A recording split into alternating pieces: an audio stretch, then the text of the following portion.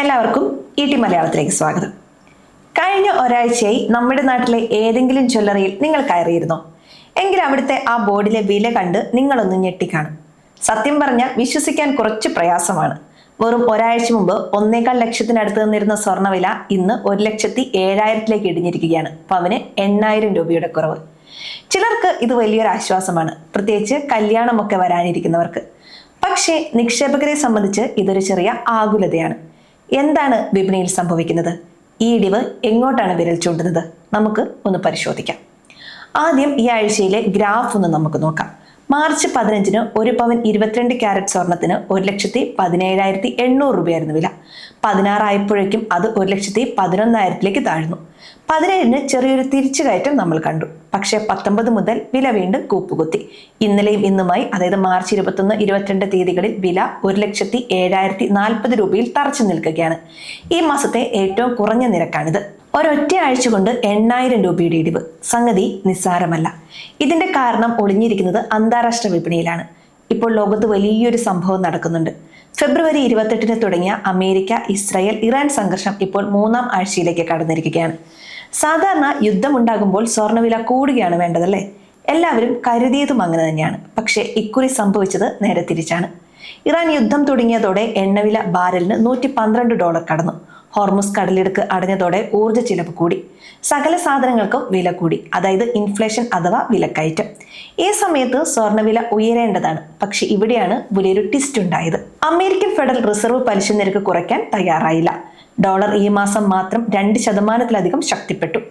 Dollar കരുത്താർജിക്കുമ്പോൾ സ്വർണ്ണവില ഇടിയുമെന്നത് വിപണിയിൽ ഒരു ക്ലാസിക് പാറ്റേൺ ആണ്. ഇതിനു പുറമെ ഓഹരി വിപണിയിലുണ്ടായ തകർച്ച മൂലം നിക്ഷേപകർക്ക് പണം ആവശ്യമായി വന്നു.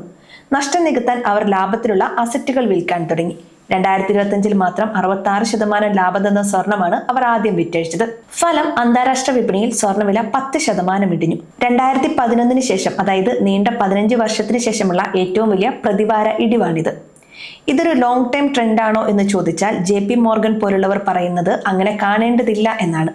2026-ന്റെ അവസാനത്തോടെ സ്വർണം $5,000 കടക്കുമെന്നായിരുന്നു അവരുടെയൊക്കെ പ്രവചനം. അതായത് ദീർഘദൂരം ഓടിയ ഒരാൾ ഇരുന്ന് ഒന്ന് വെള്ളം കുടിക്കുന്നത് പോലെ ഇപ്പോഴത്തെ ഈ ഇടിവിനെ ഒരു ബ്രീത്തിങ് സ്പേസായി കണ്ടാൽ മതി. ഇതിനിടയിൽ ആഭരണ വിപണിയിൽ വലിയൊരു മാറ്റം നടക്കുന്നുണ്ട്, പ്രത്യേകിച്ച് കേരളത്തിൽ. 35 വയസ്സിൽ താഴെയുള്ളവർ ഇപ്പോൾ 22 ക്യാരറ്റിനേക്കാൾ 18 ക്യാരറ്റ് ആഭരണങ്ങളെയാണ് സ്നേഹിക്കുന്നത്. ഇതൊരു ആകസ്മികമായ മാറ്റമല്ല, കൃത്യമായ സാമ്പത്തിക ബുദ്ധിയാണ് എന്ന് വേണം മനസ്സിലാക്കാൻ. ഒന്ന് ആലോചിച്ച് നോക്കൂ, ഇന്ന് ഒരു പവൻ 22 ക്യാരറ്റിന് 1,07,000 രൂപയാണ്. എന്നാൽ 18 ക്യാരറ്റിൽ 70% സ്വർണ്ണമേ ഉള്ളൂ. അതുകൊണ്ട് തന്നെ വില ഗണ്യമായി കുറയും. ഡയമണ്ട് സെറ്റുകൾ വാങ്ങുമ്പോൾ സ്വർണത്തിന് പകരം ഡയമണ്ടിന്റെ ക്വാളിറ്റിക്ക് കൂടുതൽ പണം ചിലവാക്കാമെന്നതാണ് ഇവരുടെ ലോജിക്ക്. കുറഞ്ഞ ബജറ്റിൽ നല്ല ഡിസൈനുകൾ വേണമെന്ന് ആഗ്രഹിക്കുന്ന പുതിയ തലമുറയ്ക്ക് ഇത് വളരെ പ്രാക്ടിക്കലായ ഒരു തീരുമാനമാണ്. വേൾഡ് ഗോൾഡ് കൗൺസിലും കല്യാൺ ജ്വല്ലേഴ്സും ഒക്കെ ഈ ട്രെൻഡ് ശരിവെക്കുന്നുമുണ്ട്. ആഭരണം എന്നത് ഇന്നൊരു ഇൻവെസ്റ്റ്മെന്റ് എന്നതിലുപരി ഒരു പേഴ്സണൽ എക്സ്പ്രഷനായി മാറിക്കഴിഞ്ഞു എന്ന് നമുക്ക് മനസ്സിലാക്കാം. ചുരുക്കത്തിൽ പറഞ്ഞാൽ, ഒരാഴ്ച കൊണ്ട് വില കുറഞ്ഞത് കണ്ട് പേടിച്ച് സ്വർണം വിറ്റഴിക്കുന്നതോ അല്ലെങ്കിൽ വില ഇടിഞ്ഞ ഉടനെ ചാടി വീണ് വാങ്ങുന്നതോ അത്ര നല്ലതല്ല.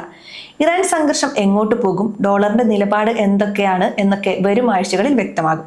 ആ ചിത്രം തെളിയുന്നത് വരെ വിപണി നിരീക്ഷിക്കുക. വലിയ തീരുമാനങ്ങൾ എടുക്കുന്നതിന് മുമ്പ് ഒരു ഫിനാൻഷ്യൽ സർട്ടിഫൈഡ് അഡ്വൈസറുമായി സംസാരിക്കുക. ഈ വീഡിയോ അറിവിലേക്കായി മാത്രമുള്ളതാണ്. ഇവിടെ പറഞ്ഞ കാര്യങ്ങളൊന്നും ഒരു നിക്ഷേപക ഉപദേശമല്ല. ഏതൊരു സാമ്പത്തിക തീരുമാനങ്ങൾ എടുക്കുന്നതിന് മുമ്പ് വിദഗ്ധ ഉപദേശം തേടുക. നന്ദി.